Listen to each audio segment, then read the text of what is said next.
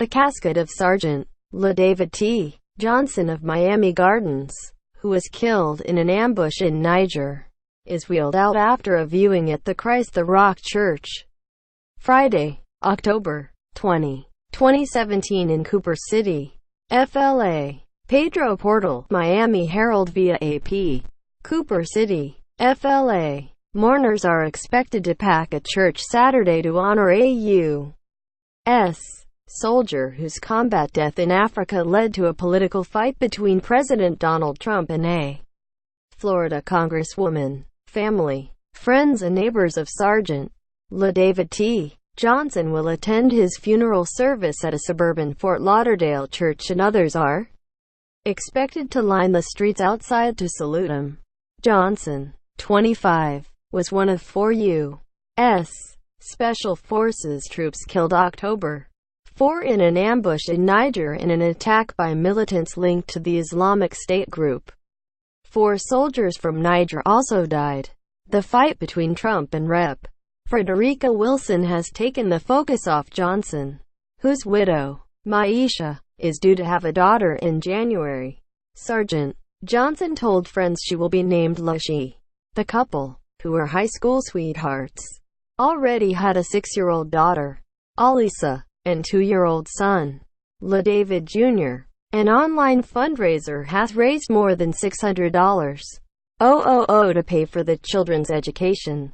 The Miami Herald reports that Johnson's mother died when he was 5 and that he was raised by his aunt. His family enrolled him in 5,000 role models, a project Wilson began in 1993 when she was an educator to mentor African American males and prepare them for college, vocational school, or the military. He worked at Walmart for several years before joining the military in 2014. A year before he enlisted, Johnson was featured in a local television newscast for his ability to do bicycle tricks, earning the nickname Wheelie King. Quote, "He said he learned his tricks by going slow.